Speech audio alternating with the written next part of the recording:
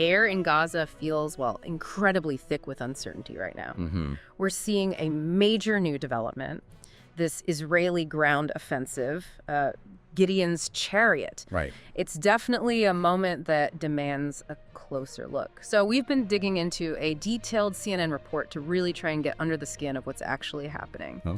Our focus today, well, the offensive itself, obviously, then the humanitarian situation, which is just critical for people in Gaza. Yes, absolutely critical. And the growing international response, you know, those potential sanctions threats from the UK, France, Canada. Yeah, that's significant. And of course, the state of the ceasefire talks, which seem, well, incredibly delicate. Very fragile, yes. So our mission here isn't just to report the headlines, it's really to understand the layers, the complexity. What does all this actually mean for the people living through it in Gaza and, you know, the wider geopolitical picture? Definitely. Okay, let's try and unpack this. Well, what's really noteworthy, I think, is the context around this operation, Gideon's Chariot.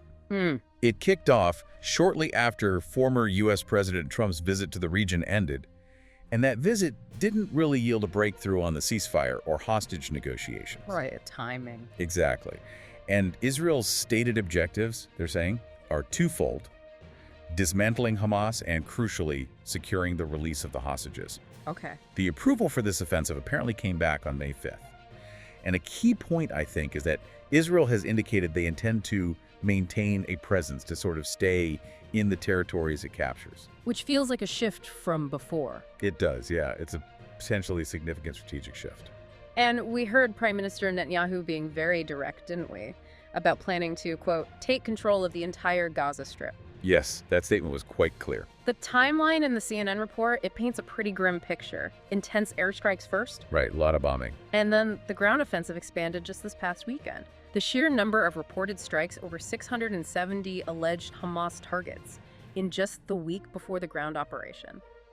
It's quite staggering. It is. And beyond the military side, the impact on civilians, on the infrastructure that was already so fragile, that's what's deeply concerning. Absolutely, the human cost. The report mentions at least 136 deaths in just the last 24 hours. And since last Thursday, over 400 lives lost. It's relentless. There's also that heartbreaking detail, you know, of entire families reportedly killed while they were sleeping. Yeah, those personal stories are just devastating. And probably the most critical development, maybe, in the north is the reported closure of the last functioning hospital there. Which is catastrophic for healthcare access. And if you look bigger picture, since October 7th, the total reported death toll, it's now over 53,000 people. 52,000. It's almost impossible to really comprehend that scale. And the majority, the report states, are women and children. Yeah, a devastatingly high proportion. And it's not just the direct fighting, is it? The report specifically mentions a strike on the Nasser Medical Complex's medical supplies warehouse. Right, hitting aid supplies directly. These were vital resources provided by Medical Aid for Palestinians, MAP, which is a UK-based group doing essential work. So destroying those supplies just underlines how fragile the healthcare system is. And it makes the already dire aid situation even worse. Which brings us, I suppose, straight to that critical issue: humanitarian aid for Gazans. It really does. The CNN report highlights just catastrophic consequences from this, 11-week blockade now? The UN has been urgently warning, very loudly, about a real and imminent risk of famine for Gaza's, 2.1 million people? Famine, I mean, that's the starkest warning possible. It is. And faced with that, and also, as Netanyahu himself seemed to suggest, under significant pressure from allies, Right. Israel announced it would permit a, quote, basic amount of food into Gaza, citing operational need. Okay, a basic amount. But the first delivery, as the UN aid chief Tom Fletcher described it, was just 5 trucks. 5 trucks? He called it limited and basically a drop in the ocean. Yeah, hardly enough to make a dent in the need. And this seems to be the point where the international reaction really ramps up. Definitely. The leaders of the UK, France, and Canada have now issued these threats of concrete actions. That includes targeted sanctions. Targeted sanctions. If Israel doesn't stop this offensive and continues to block aid, that feels like a pretty significant shift in diplomatic pressure. It is. Targeted sanctions could mean things like, freezing assets or banning travel for specific individuals or groups seen as responsible. Okay. Netanyahu's response was quite sharp, wasn't it? Accusing those leaders of offering a huge prize to Hamas. Yeah, it really highlights the divisions, the high stakes here. Absolutely. Yeah.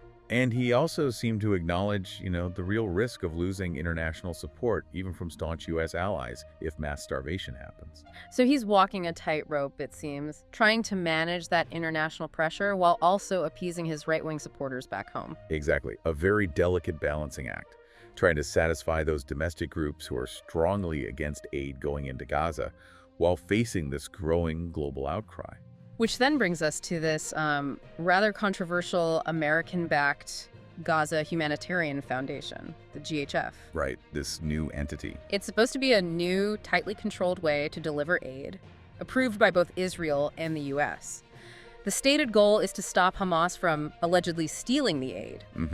With initial sites planned for southern and central Gaza. But that immediately raises a big question, doesn't it? The UN has voiced concerns that this whole setup could actually encourage people to move from northern Gaza. Right, potentially facilitating displacement. Which the report notes has been a stated aim of Israel's Defense Minister Katz. Historically, what happens with these kinds of parallel aid groups and conflict zones? Well, historically, setting up these parallel structures can get complicated. Also, while the intention might be, efficiency or control, they can sometimes create confusion, duplicate what's already happening, or even undermine the established humanitarian systems run by groups like the UN. Okay. And the UN's Children's Agency chief has been really critical of this GHF mechanism, called it unworkable. Unworkable. Wow. And essentially accuse it of weaponizing humanitarian aid. They keep stressing Israel's legal duty as the occupying power to actually provide aid. Right, that legal obligation. Which contrasts sharply with the UN aid chief himself, who gave that powerful condemnation, saying there's no need for some alternative plan and warning about the potential for genocide if things don't change. That's incredibly strong language, genocide. It is. It shows a really troubling split in how to even address this humanitarian catastrophe. And all of this, the fighting, the aid crisis is happening while ceasefire talks seem completely stalled? Pretty much, yeah. Yeah.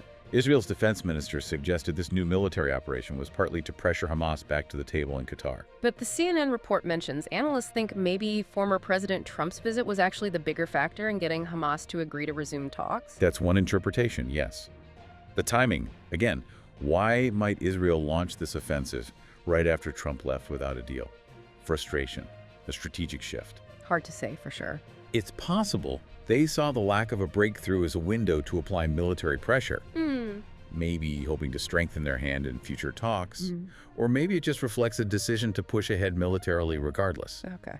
In any case, a senior Hamas official has confirmed talks started again in Doha without preconditions. But the path forward seems incredibly murky. Israel says it's open to ending the war if Hamas surrenders. Which seems highly unlikely that Hamas would accept that, especially while Israel insists on their disarmament. Yeah, seems like a non-starter. And the statements from Hamas officials themselves, they seem kind of contradictory. A bit confusing, yes. First, there was that report suggesting a deal might be possible, 7 to 9 hostages for a 60-day ceasefire and prisoner releases. Right, I saw that. But then, almost immediately, another senior Hamas leader denied that specific proposal. Okay. And countered with an offer of all hostages, but only for a complete end to hostilities, with international guarantees. So completely different offers on the table, publicly at least. Makes it very hard to know if there's any actual progress happening behind the scenes. Exactly. It adds another layer of complexity. And then you have former President Trump's recent comments. What did he say? Well, acknowledging the brutal war, mentioning the starvation, promising to have it taken care of. But he's also, in the past, suggested the U.S. could, potentially take Gaza. Meanwhile, the U.S. Special Envoy seems mainly focused on the logistics, the complications of aid delivery. So lots of different signals from key international players as well. Yeah, it just underscores how intricate and often contradictory everything is right now. Makes finding a clear path forward even harder.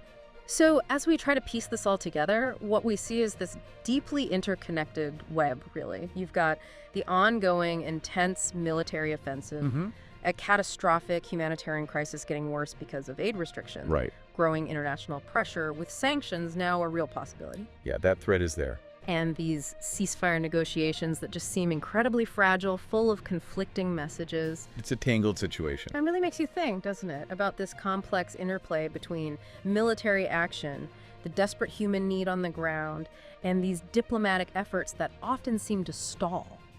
How do these powerful forces shape where this conflict goes? And what are the long-term consequences for everyone caught in the middle? Yeah. This deep dive really just gives us a snapshot of a situation that's changing incredibly fast.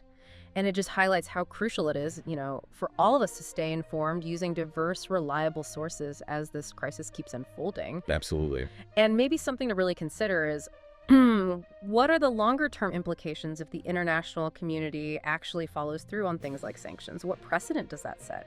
Something to think about.